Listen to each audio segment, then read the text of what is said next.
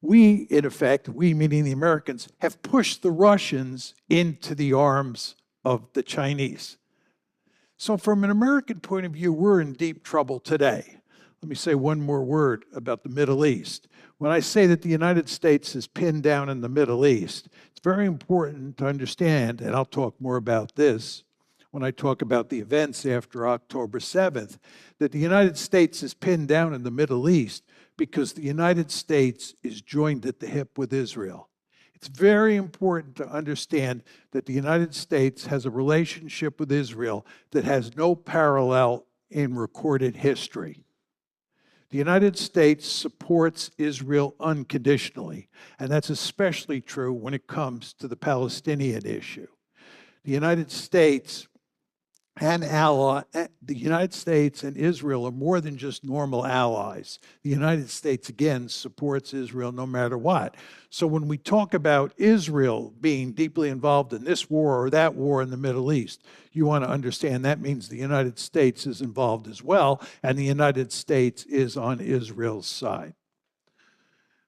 So again, we have a situation where the United States, the most powerful state on the planet, is deeply enmeshed in a conflict or a series of conflicts in the Middle East, deeply enmeshed in a series of conflicts in Europe, and at the same time is unable to fully pivot to Asia.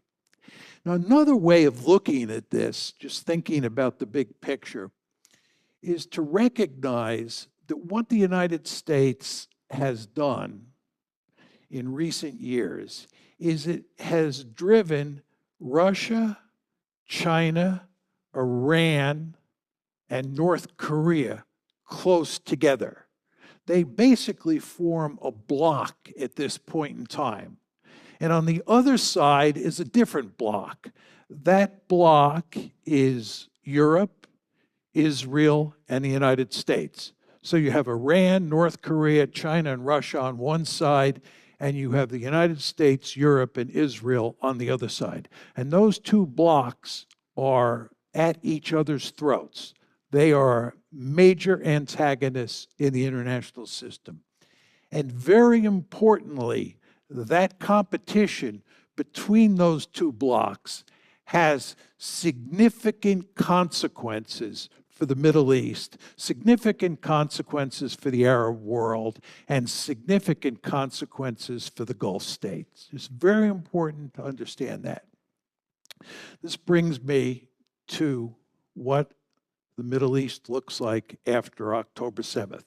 So I want to switch gears now and move to the second part of my talk. And I want to talk about sort of what's been going on in the Middle East and where things are headed.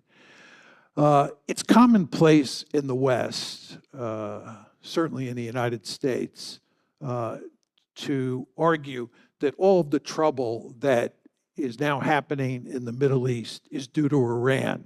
Iran is the master puppeteer, and groups like Hamas and Hezbollah basically follow whatever Iran tells them to do. I think this view is dead wrong.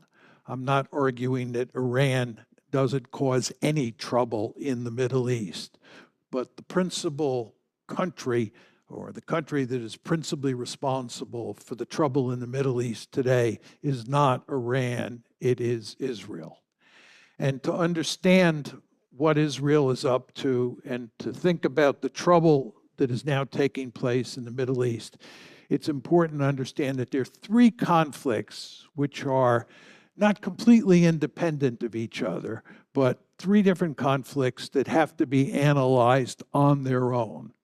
One is the genocide involving Hamas, and more generally, the conflict between Israel and the Palestinians.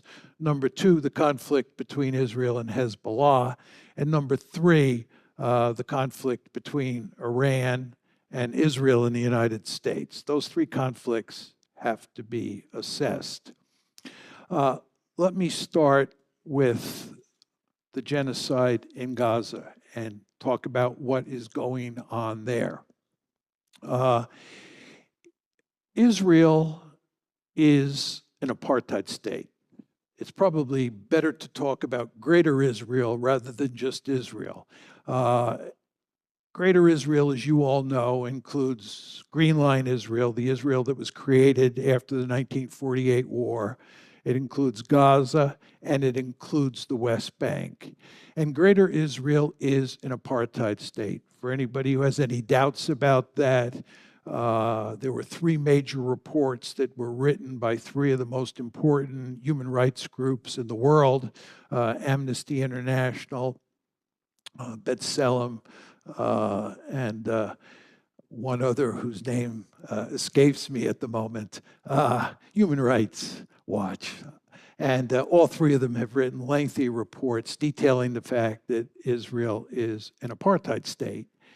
And what happened on October 7th caused the Israelis to pursue two particular goals vis-a-vis Hamas. Number one, they committed to defeating Hamas. Number two, they committed to getting the hostages back. And people talk about these two goals all the time. The one goal that's not talked about, which is of central importance for the Israelis,